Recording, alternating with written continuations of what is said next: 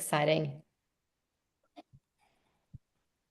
Welcome, everyone, to our webinar on modernizing global mobility, driving growth and stability under pressure.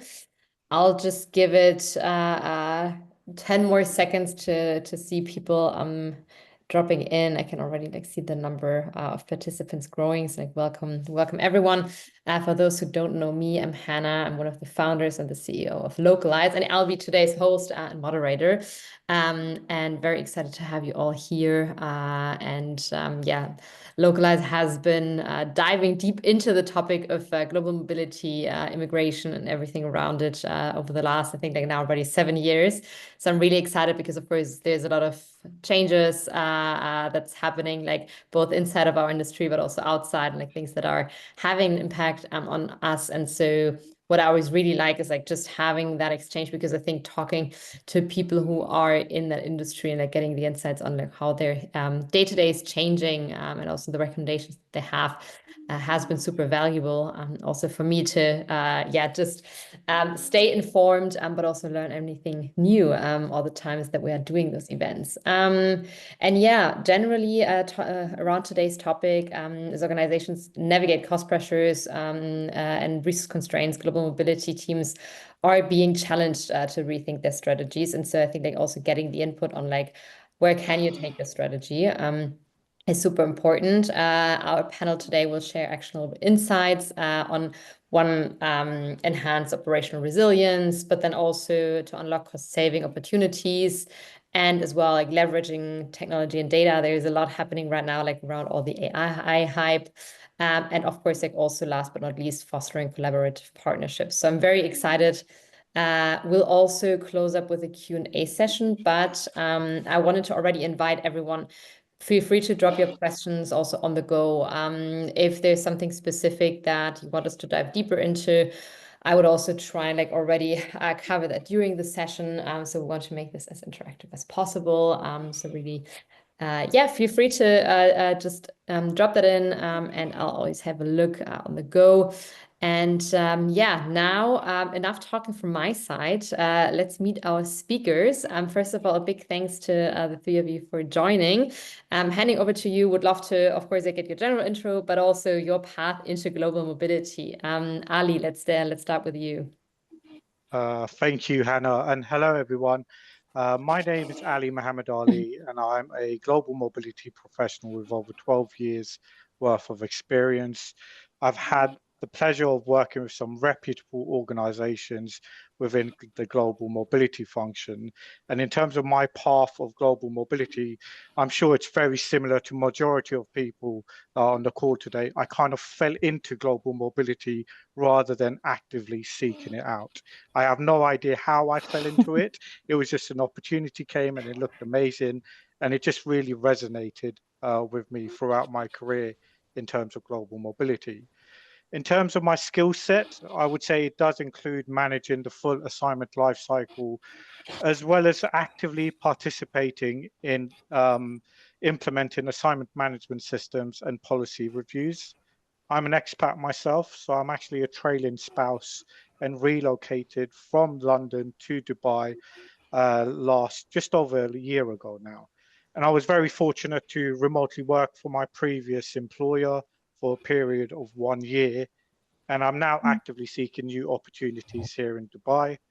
Very excited to be discussing the topics with you here today. And to the audience, as Hannah mentioned, please do share your comments, your thoughts, and your questions. Thank you, Ali. Anna, do you want to go next? Yeah, sure. So first of all, thank you for the invitation to join the webinar as well. And I must say that what Ali said just resonated with me, because I also don't know how exactly I got into the global mobility, because this was not a very conscious and proactive decision. It was the opportunity that got to me based on my previous manager who said that he finds in me the skill set to maybe try it out in the global mobility before I was on the HR business partner. learning to be an HR business partner, and then I got directly this opportunity to join Global Mobility, and it was it. Yeah, and I guess that all of you that work in Global Mobility know what I mean exactly when I say it was it. Very dynamic and so interesting and complex topic. So I work in Global Mobility, specifically in the Global Mobility field for 6 years, and going through different positions of the Global Mobility consultant. Then I was my expertise was actually in the Global Mobility compensation. And now currently with my current employer, I am managing the overall Global Mobility program. And it's also very interesting for me to shift the perspective a bit from working for a very, very big Global Mobility program and shift it to the rather smaller and still developing Global Mobility program. This is very, very interesting to see how things work where things are not yet very fully established. And yeah, also have been a delegate myself a couple of times, and this is, I feel, a great advantage while working. Not necessary, but it gives a lot. Yeah. Definitely. Thanks, Anna. Rafaela, do you want to go next? Yes, thank you so much. First of all, I want to say thank you, Hannah and Nuran, for inviting me to be here today. I think it's very important in our community to have days to share our experience, grow together, right? Sometimes we have pain points that there's nothing to relate to. So when we share is where we learn together. So thank you so much for that. And well, I'm Rafaela. I'm a global mobility professional. I have over 15 years of experience in global mobility. I started my career in global mobility, basically. And this was back in Brazil. Like Ali and Nana, I fell into that on the onset, but this was more because of my love for diversity and different cultures, right? So I wanted to like work with different cultures, and I didn't have an idea what global mobility was when I started. So I absolutely love what I do. It's really rewarding. It's a never-ending learning. Currently, I'm working at Air Products, right? So we are a chemical industrial gases company. We have a global program, and yeah, my background in terms of path, I started like around tax and global mobility, okay, tax and legal, and then I shift a bit to consulting and transformation, and now I have like this in-house role, which I'm responsible for Europe and Africa. Yeah. So I think, yeah, and the thing that I absolutely love working with global mobility. I think the nice part of like playing strategically can really make a difference in a corporation. So yeah, I think that's I have to share about me. Thank you so much. And yeah, it's super interesting. I'm also from my perspective, I've been an expat myself. I've relocated quite a bit. Usually like when I was still in intern positions or like studying. So like no one spent money on like my mobility case, and then you you feel the pain. You have to organize a lot yourself, but also every experience was super rewarding. And I think just like effectively opening borders for individuals and like helping companies to be global.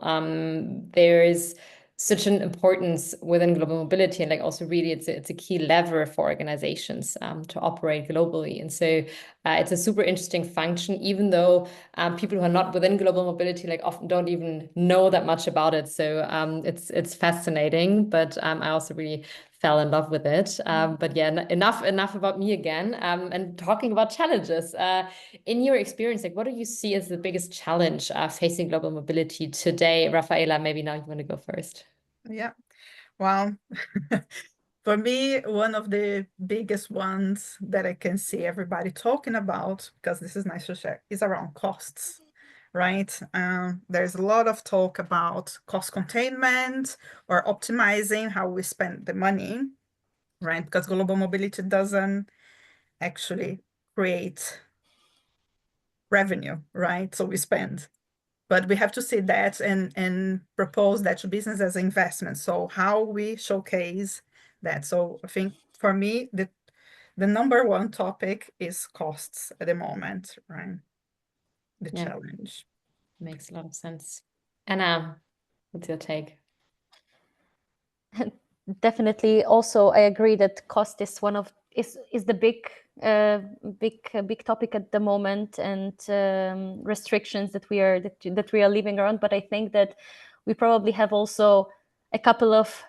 In general, I think that we are having a very interesting time to work for the global mobility, and we are in some because there are so many different aspects that are influencing and impacting our daily life. Yeah, costs on one hand, which are of course very important for the business. On the other hand, what I also observe and view for sure as well, like, is the constantly changing regulations. Yeah, when it comes to visa immigration, when it comes to the taxation, cross-border remote working, social security, etc. Like, this is all so changing that we need to be like on top of it, yeah, and educate ourselves all the time and react to it.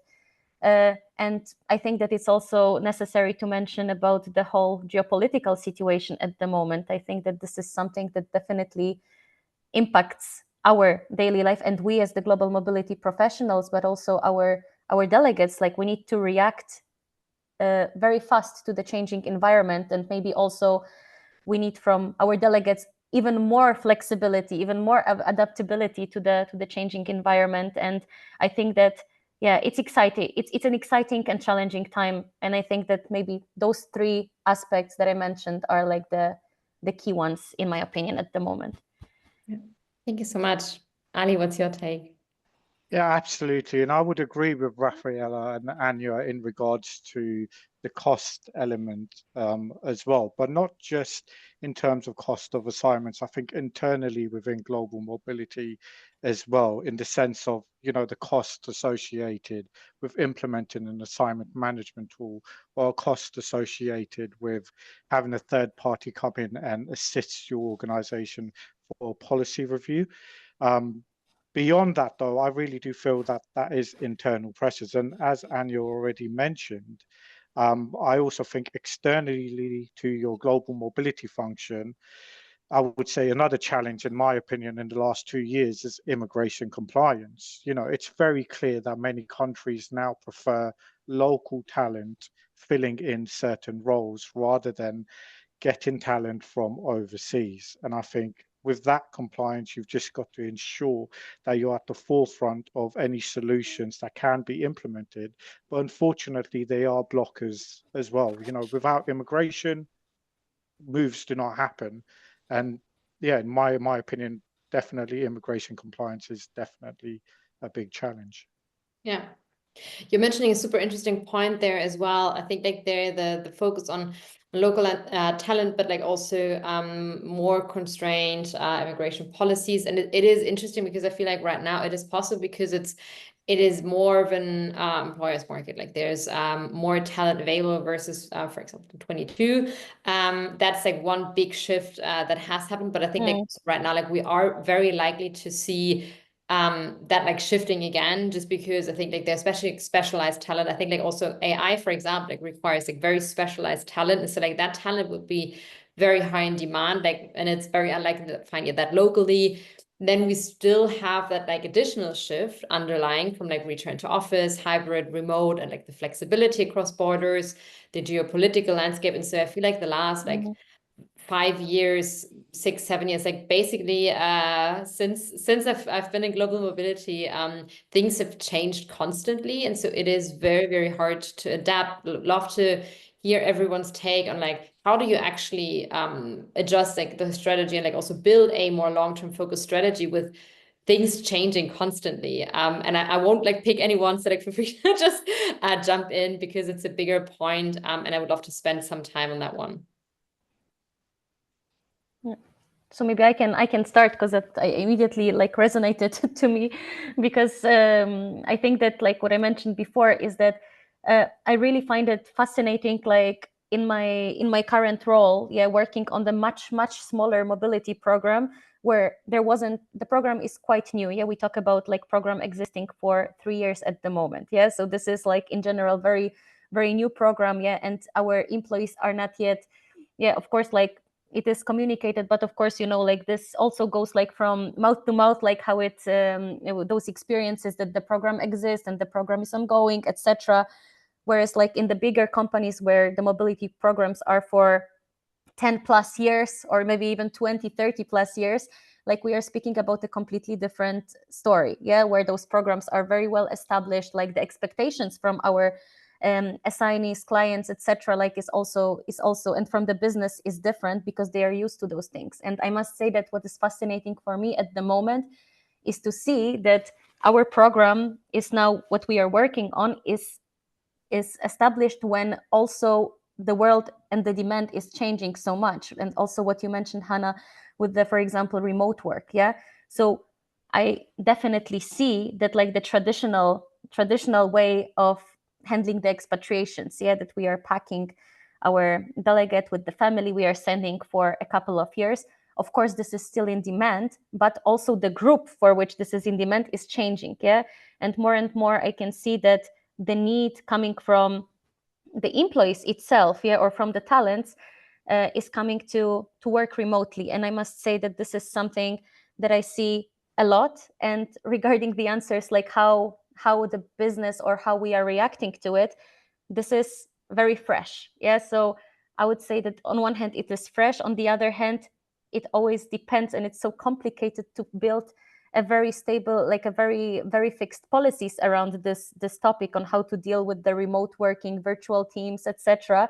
So I must say that from my experience at the moment, we are working on it a bit more, like trying to see the ground, like what we are dealing with, yeah, like what are the patterns, etc. And maybe as a second step to see like how to build a policy or like some frameworks around it. So at the moment we are observing what's happening and we are reacting to it on the case-to-case basis. But definitely, I just want to confirm here that this the shift is definitely there, and especially I would say for the companies where the programs are not yet very wide and broad, this is even more visible and happening faster. That's my feeling and observation. Yeah.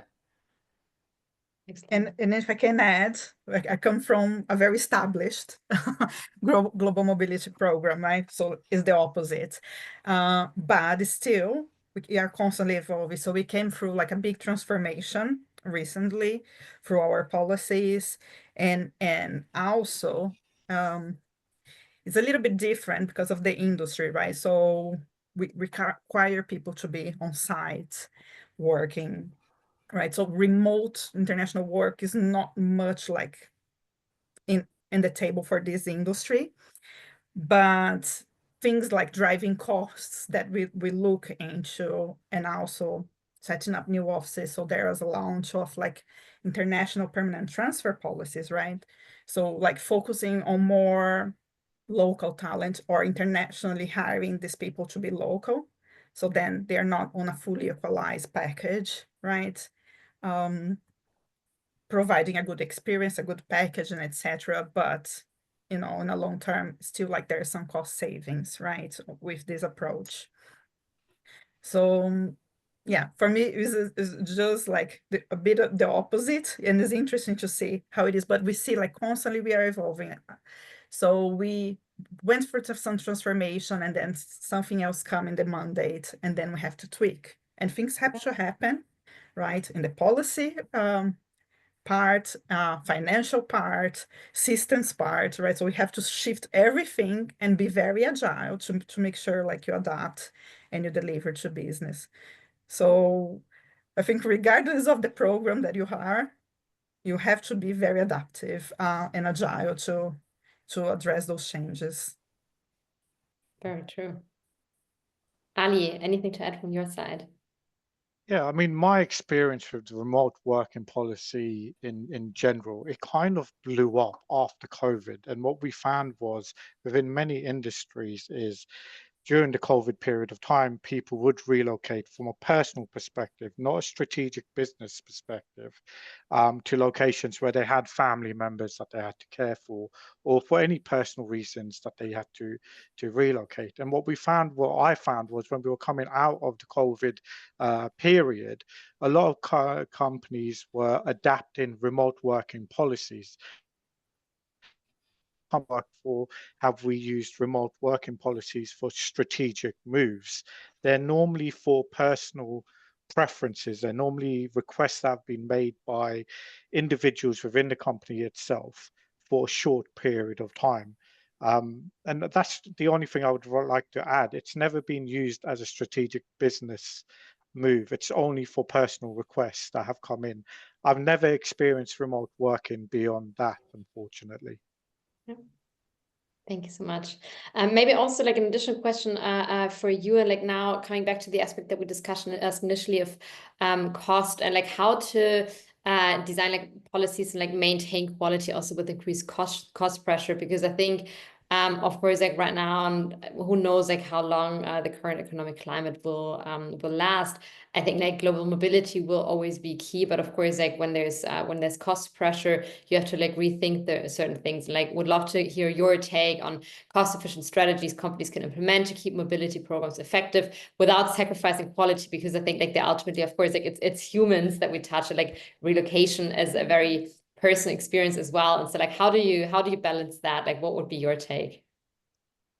So the first thing I think all organizations need to look at are their policy frameworks in terms of how they implement their talent to relocate to other locations. And the first thing you should really do is implement tiered policies, mobility policies. So that really does differentiate between the assignment types. So you have a standalone policy for long-term, short-term, perm reloads and commuters. But I can hear everyone in the audience saying, well, Ali, we already have that in place within global mobility function. So you can take it even further. You can look at potentially implementing core flex policies, which I feel like is the norm in which how global mobility is going in terms of its policies. And this is where you provide essential or core benefits to an employee, while optional benefits can be tailored based on the business and assignment needs. And I think it's great because to a certain extent, that would provide a better cost control and in line with employee satisfaction, especially if they're the ones that are choosing the benefits that they receive as a result of the assignment. Another thing that I've seen happen is a sudden shift. You know, companies are using local plus policies in lieu of long-term assignment policies. And I think personally, from what I've seen, your LTA policies are definitely by far the most, I would call it expensive investment that a company can make. And by shifting that to a local plus policy, whereby you provide a local contract and local payroll for the assignee, and you enhance the benefits by providing things like education allowance and housing allowance on top of that entitlement. You know, I've seen this being used for many long-term assignments purely because it's more cost effective. And then you should definitely look at your vendors, you know, try and consolidate your service providers, negotiate better fees for your relocation, immigration and tax services. And it's important to review your vendor contracts on a regular basis to ensure that you are actually receiving value for money. And when on the topic of vendors as well, if you're not doing so already, you need to ensure that you're checking your vendor invoices. You know, highlight any errors immediately and have them rectified as soon as possible. I think human error, I mean, it could be both ways, right? It could work within your global mobility remit where you've provided the wrong information to the vendor, or it could be the vendor just making a mistake when they're billing the organization. And then on the topic of vendors as well, I would say it's important to review your exceptions list to highlight any common or reoccurring exceptions. And by doing so, you can identify any trends that occur on a regular basis, and you can negotiate to add these exceptions into your initial services contracted by your organization for a more advantageous fee from the vendor itself. And then, you know, finally, I would say your assignment related allowances. You need to ensure that if you're using third-party vendors to implement things like cost of living allowance, your location allowances, or data, you need to make sure that you're conducting and implementing those changes accordingly. And I'm sure most companies are already doing that, but you just want to ensure that you're not over providing to the assignee and they get the right level of support based on that third party data. Those are really good tips, and like also very practical. And it's interesting. One point that you mentioned in the beginning, like also the flexibility and like giving people a choice. And I feel like often when you also show, like basically by giving the choice and like also showing like what things cost and like raising the awareness there, then certain like very expensive things, like when people have a certain allowance, they would also like naturally go away from them and like rather pick others, which often also highlights like the necessity. Like, does it need to be the shipment of like all household goods, or is it like maybe also just like a few, and like then some things can be bought like more cost effectively in a new location? And so it's very interesting. I think like there's a lot of advantages on like the flexibility as benefit, but like also actually like it can be cost reduction. But yeah, anything else like on areas like where companies can like, potentially look at where they're overspending, both like and then Rafaela, anything to add there from your side? No, so I absolutely agree with you, right? When you're an Ali, when you talk about the flexibility, and you gave an example that really resonates with me. We have like our policies, for example, shipment is a very high cost, right? So we provide, for example, for our employees, the option of getting like a furnishing allowance. And then this will vary, right? If it's a family completely relocating, or if it's like one single employee, right?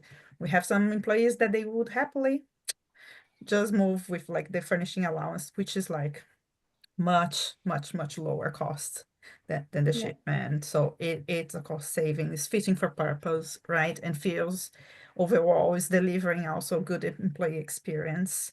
So I think shipment is a good one. And then the other part as well that I really like that Ali mentioned is about like speaking to vendors and understanding the contracts. And sometimes we have like bundle fees, right? Which in some regions would make sense, let's say on tax, for example. So cover home and host country tax returns and etc. But some locations, for example, in the Middle East would not have a tax obligation. So then you have to negotiate with your vendor, right? To say, well, this bundle fee here, shall we tailor that? Because we are not having a tax return in the home or host location, depending. So it's are tiny tweaks that you make that is going to have a massive impact in your program in terms of costs as well. So I think like these are the ones that when Ali was saying, like I could like so much relate, right? And it is important, right, to work with your, I said vendors, but I like to use the word business partners, right? For me, I look as an extension of the team and really build the relationship together so they understand your program, right? Your requirements. And as better they understand you, we already like know what you expect. And you can work together on those changes, because like changes also like happens slowly, right? Like you have to adjust things on the way. You cannot preempt everything at once unless you have data. For example, tracking exceptions, right? That is another thing as well. If it's constantly doing the same thing over and over again, let's put as part of the scope of the services, right? And agree on fees. So it's absolutely super important. And I think like if you have technology, right, or leverage technology for repetitive tasks and time-consuming tasks that you have to reduce the admin, because that's the thing that we most hear our colleagues is that is heavily administrative, right? Some parts of global mobility, and where technology can help to improve. So let's say you spend few hours, right, doing that over and over again, which like technology and have things in one system or automated would save time that you can be focusing something more important, strategic. So I see technology as a good allied for us and not like a replacement. So I think this is another point that I think it's good, because it also helps with the identifying on data analytics trends, right? So or give an example as well that I like to bring. So like one of our business partners came with like a nice presentation. We do an annual review, and we saw a spike of like initiation of assignments around August, September, right? And absolutely resonates, and we could identify even like which parts in the globe was those initiations. And this is basically like because it's close to the end of financial year and begin of the new financial year. So people are getting the budgets and they are starting to move things on, right? So for us, help us to like get prepared as well, anticipate the conversations, preempt the issues, and really deliver a value to the business. Yeah, that's a super interesting example. And I think like also having the visibility, like having a software like where you see the cost, like the cases, like what are things like where you're spending, what are like maybe issues, like what are like things that are changing over time, and like also things like the employee satisfaction, like the experience, which I think like is also a really like crucial aspect, especially now like we're talking a lot about like efficiency and like how we can like make things better, but like of course very often talents that have like the global mobility case are very valuable for the organization. So like always also having that balance, I think like that's super important. But like before we dive more into that, Anna, anything to add from your side? Yeah, I mean, these are very, very valuable inputs, and I also fully agree. I think that what Rafaela said is also super important. Basically, we need to be we need to check our expenses, yeah, and to analyze them, because it's really important exactly to see those patterns. Where do we spend the most? How do we spend? In which months do we spend the most? Like, and I think that really going into the data, having the reports with the data and really analyzing them is one of the first steps that we should do to really analyze what is actually our status quo. You know, how much are we in fact spending? Yeah, because okay, everybody says that like global mobility programs are super expensive. Yeah, like this is what is generally said, but why? What is so expensive? Where can we save? So I think that this is important, and I think that it's I would say that like having I think the global mobility portfolio should expand. Yeah, and we already have a lot, right? Because also what Ali said, yeah, long-term, short-term, permanent, etc. Like this is already a lot, but I would say I would complicate our life even more and would say that we should add even more to it, because how I envision it like for the future is basically like the role of the global mobility as a professionals, as a consultants, that we analyze each case at first. Basically, we need to source very well on our candidate, because I need to really really underline how important it is to have the good people in terms of having the specified qualities, and that are going for the long term, for the delegations that are going really changing the countries, etc. So sourcing a good candidate is very important, because at the end it also impacts the success of the relocation, because the worst thing we want is to have someone relocating and then not having a job upon return or leaving the company. Yeah? So having this investment in terms of like having this employment relationship and satisfaction is of course important.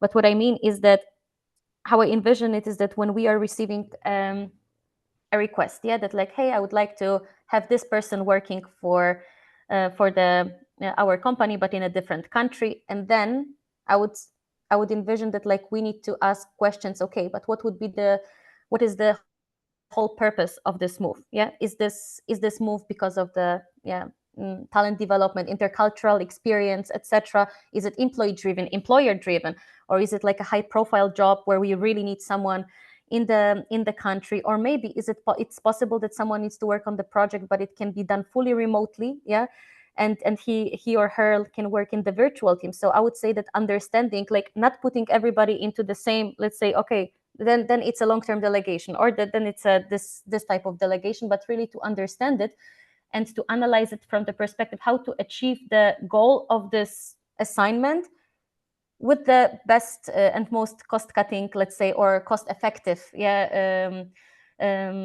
solution, because maybe we have a person that actually they don't care that much to be physically relocated, but they really want to work on a specific project and with the international team. Well, maybe we can achieve it by offering a remote work or virtual assignment, but of course not always it's feasible, and this is where we also step in. We need to analyze it. We need to talk to our external vendors or other internal professionals who can support us to see which option is the most feasible. So I really think that our role as a consultant is very important. I would increase our portfolio to be more flexible. I fully support the core flex, what Ali said, because I think that this is also what business is expecting from us. On one hand, of course, there is a topic of like treating equally, etc. So this is always like quite difficult to balance it out. And of course, we need to provide certain core benefits. But what about this flex part? Yeah, because maybe we do not need to provide the same benefits, the same allowances for each employee group. Maybe we can somehow separate it. Yeah, and I'm also I think that the future is also for shorter assignments and maybe a bit more temporary localizations of employees, etc. Like really take into consideration so many various aspects to find the best fitting solution for this particular person, position, business need. Yeah, and this of course gets a bit more complicated for us, but also that's an opportunity for the global mobility, I would say. Yeah. You're raising I like what you say. Oh, sorry. No, go ahead. You first. I like what Anna said, because it's like having the policies fitting for purpose, right? Yeah. And then I think this is an important point when we are like doing policy review or establishing new policies, right? It's not just focus on long-term, short-term, but like, what is the purpose of this policy, right? So is it strategic, or is for development, or is for attract new talent, right? And then you could layer on short-term, long-term, permanent transfers, right? And even more like tiering as well. So based on grades.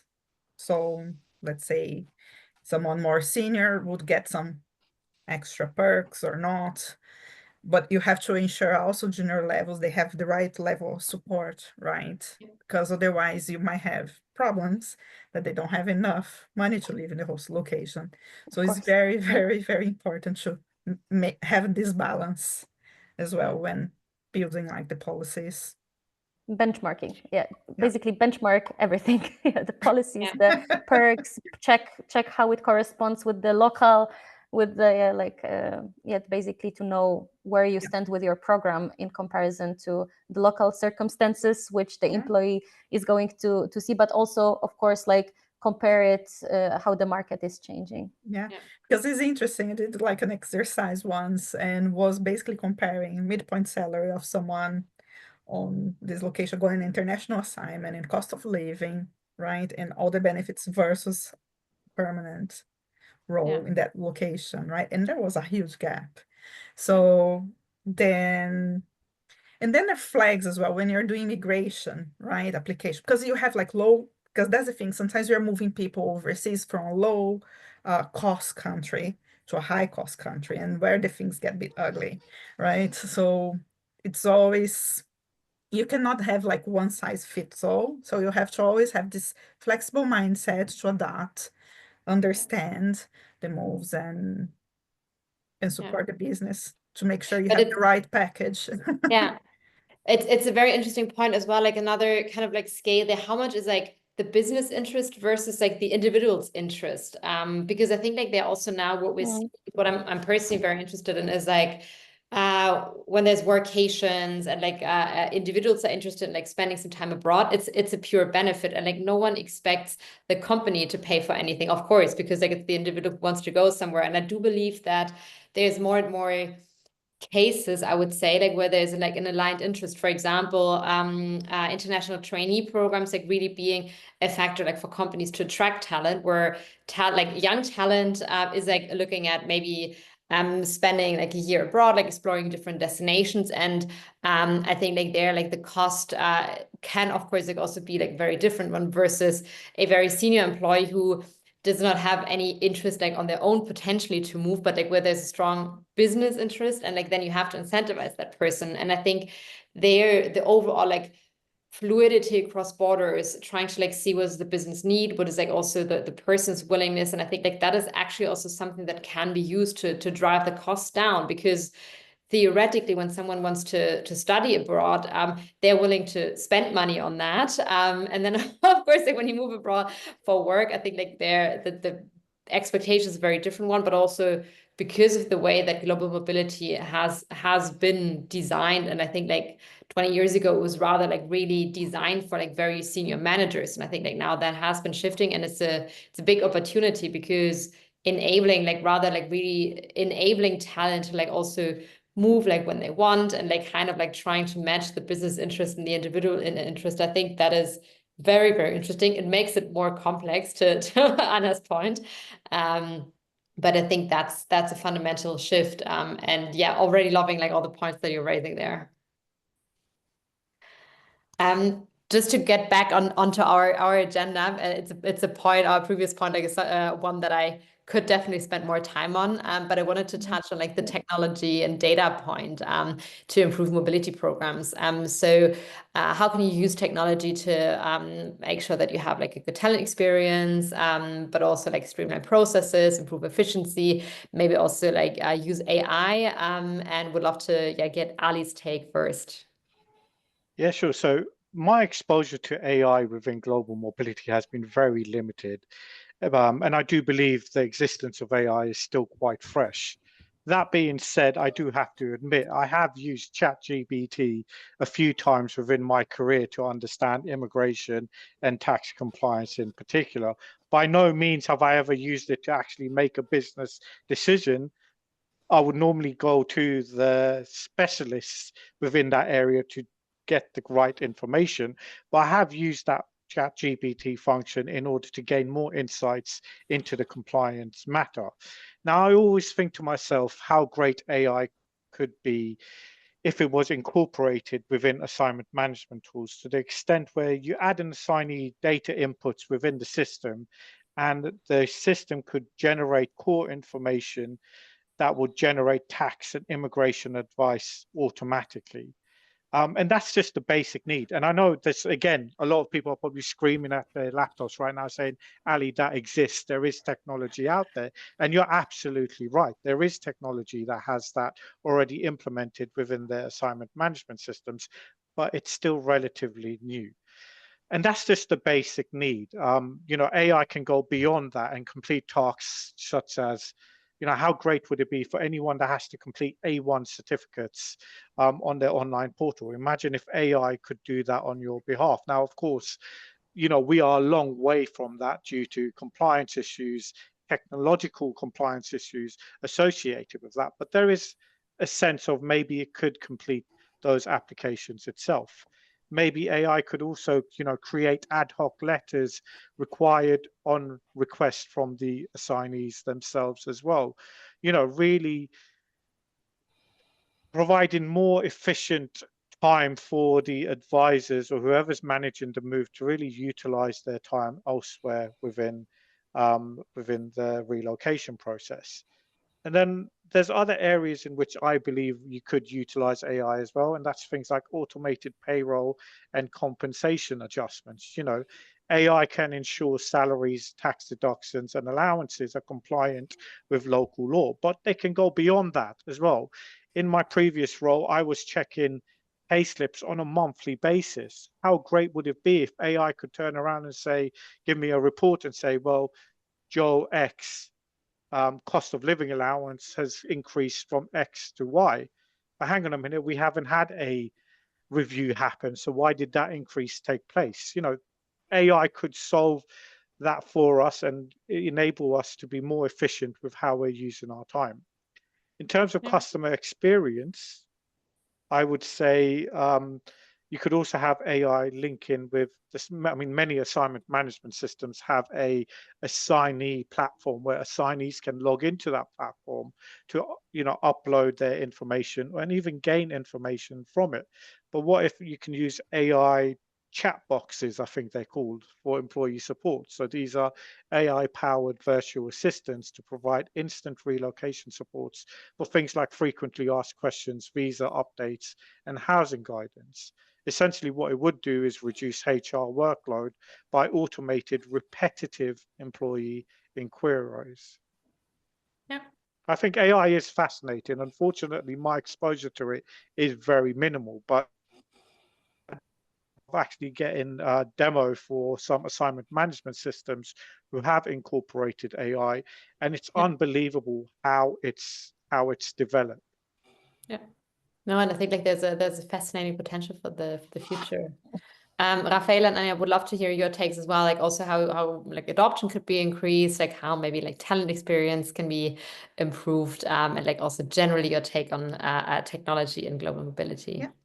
And I would say not just AI, right? There are other technologies as well, like automation tools that you can have. So like give it a simple example, right?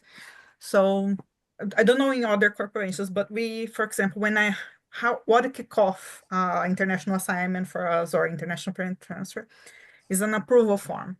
So whole business approved, we get an email with this form, and then there's basic information in there, right? Which this basic information I could draft the assignment letter, I can prepare secondment agreements and initiate vendors, right? So instead doing things manually, you can use automation to prepare that. You have a level of review. It's already saving your time. And then would reduce the time that you spend to deliver to the employee as well. I think what Alice says is great around having AI, for example, could be within the company system or a relocation management company, a chat box, right? You just type your question like a Google, but to the system and say, oh, am I entitled to, I don't know, daily living allowance? Or what is my daily living allowance? Or so you can ask the questions and this would come straight away because you have the data there. It's just cross-check, which if you have to report that through email, it's just endless, right? You end up with your mailbox snowed with like, I have a lot of emails every day, which this, for example, would make better employee experience if it's something like quick, like questions, right? From managers as well, around policies. So I think this is something good. And you can establish different ways AI could give if it's like straightforward an answer or always, if you have some risks around that, you just make sure you have a level of review approving AI to send the answer. But I wonder sometimes about the employee experience, okay? Because I have all sorts of assignees. I have very young ones straight out from university. They are more like self-driven. They would do things by themselves, where we have other people that are very busy on site. They cannot have time doing administration and on lots of administration that they have for their assignments as well. And you have the individuals that wants hand holding. So I went for a visit on site recently in the Netherlands, and I had an assignee telling me, everything I have to raise a ticket, right? I don't have nowhere to talk. So, you have to find a balance, right? Because and that's why the global mobility professional is important. You cannot vanish that because it's not one person that says that, right? I have a lot of people that will come to you. And if they because you have the information, we have everything published, but the questions come. So they want interaction, they want to be heard, they want to be seen. And I think this is the important element of like being human. So for me, it's finding a balance around technology to make the life of people delivering the work better, right? Without putting and sacrifice the employee experience as well. There's like actually one question that that came in about like data points, tracking for KPIs and ROI measurements. Now that we're talking about like employee experience, with I think like is of course one of the KPIs I would assume, because of course always like keeping people happy, so the experience is important. But like, what are other data points you're tracking for KPI and ROI measurement? So it's me. Everyone. All right. Data points that we are tracking for KPIs. Within one of, oh, sorry, Rafaela. No, please go ahead, Ali.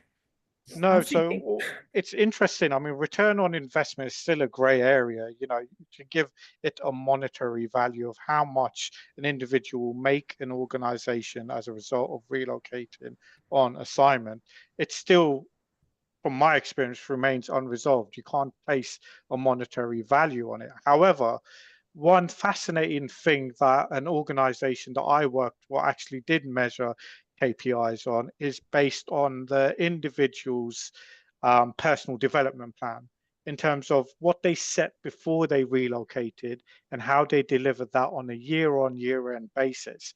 So there wasn't a monetary or a numerical value that was placed on it. It was more driven by results and what they achieved whilst they were on assignments. For that purpose, they actually did expand that to the whole assignee population, and the results we got back were fascinating. I mean, we've talked briefly about data analytics.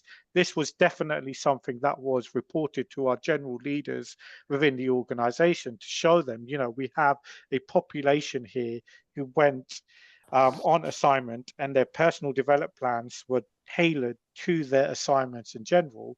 How many of them were successful? How many of them failed to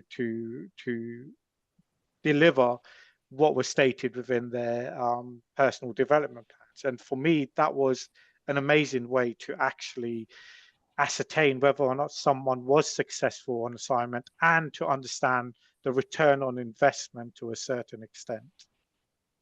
I would add to that retention rates as well. So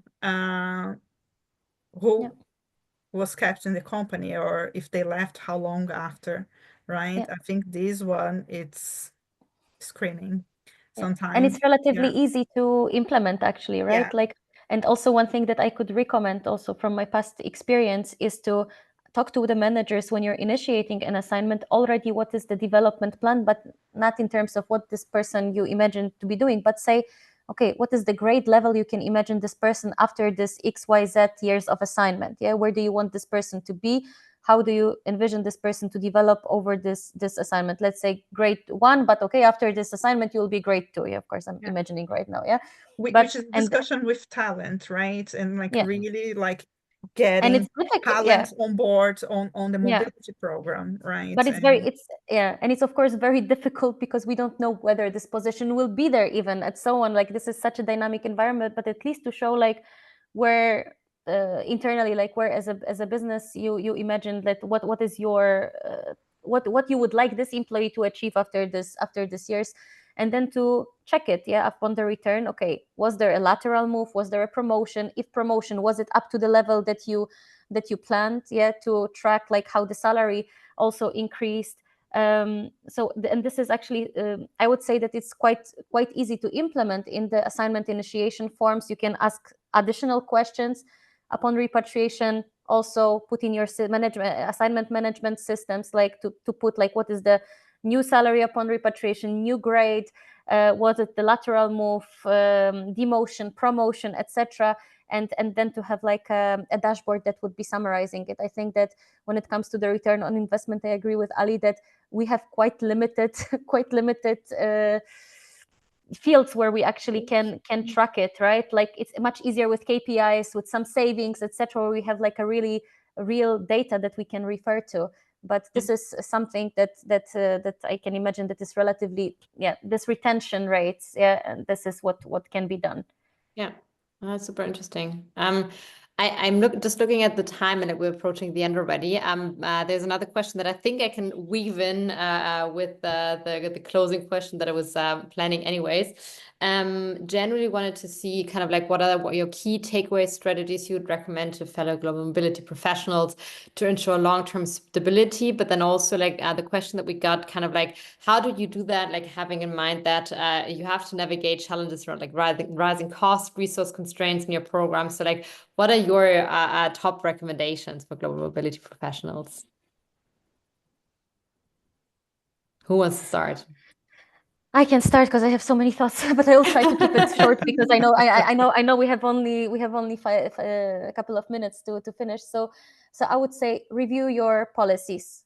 Review your policies thoroughly, because the saving at the end will be coming probably from a small savings within your policies. So but probably if you add one to the other at the end you may have like a really significant sum that will come out that you would see in your KPIs. That like you achieved some savings. So I would say review your policies, benchmark your policies, because what I sometimes some other companies are doing are reviewing the policies. I'm like, oh wow, why is it there?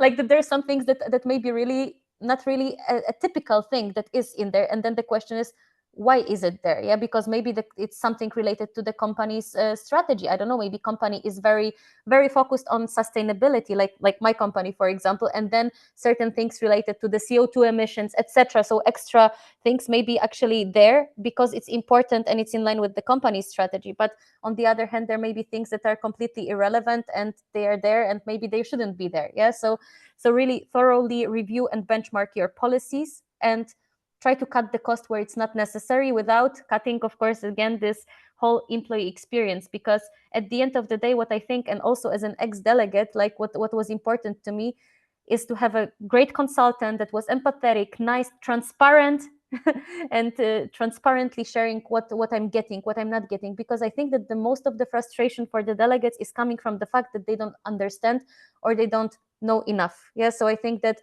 us sharing those difficult topics, but in a transparent, fair, open way, is already giving us like a lot at the end. And and I would say that for the bigger companies also, where the budgets are bigger for the global mobility, like definitely investing in the technology, I would say that this is what can cut the resources that maybe you don't need 15 consultants, 100 consultants. Maybe, of course, like certain things can be taken care of by the technology, which of course is very sad to say.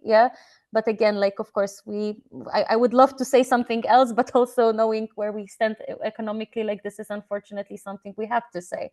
And then those programs definitely are amazing and can help. But I would again say, for also those where the programs are broad, because I would say that if you have, for example, 10 delegates globally, maybe this is also, maybe certain things need to stay manual, because of course, like, you need to evaluate, is this investment worth it, or maybe I should do manually more. So really evaluate it. But I'm a fan of the technology.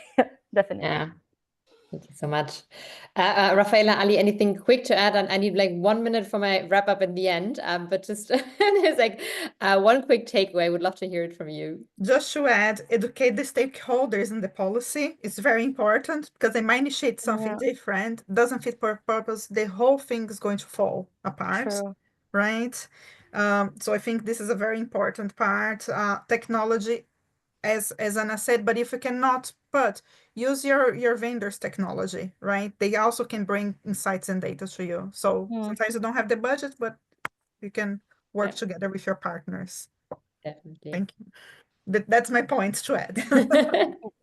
And I absolutely agree with Anya and Rafaela. The only additional point I would add, that's a very cost-effective way for any organization to do is to build your strategic partnerships. Treat your vendors and service providers as long-term partners rather than transactional suppliers.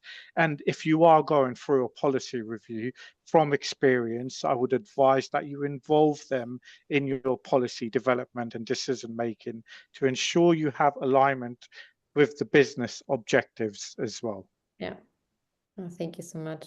I actually see there's one question that we got in, but I think that we have to tackle async. So we'll send a follow-up email and I make sure that I get everyone's input. That's around how exactly to benchmark a policy, but I'll send a follow-up by email because I think that will easily be another 5 minutes. I also think we have to schedule a follow-up because there's still half of the question I didn't manage to go through, but a massive thanks to everyone. This was super, super insightful, very, very fun. Really big thanks for sharing your expertise. Before we now wrap up, just a very quick moment because want to share more, do more on the webinar side as well. So we have another webinar at the end of April. We wanted to share a slide. I don't know if we still have time for that, but otherwise we'll also there it comes. End of April, the exact date is still TBC, but on the UK immigration shake-up. And then next week, we actually have a super exciting report to be launched. And then also, I'm already announcing we definitely have to do a follow-up webinar with this round because we still have so much more ground to cover. And yeah, big thanks as well to the audience for joining. We also plan to do a poll, but I'm not sure if we still have time for it. So maybe we'll also do that next time. But this was super insightful. And I wish you all a great rest of the evening. Thank you. Thank you so much. Thank you, everyone. Thank you, everyone.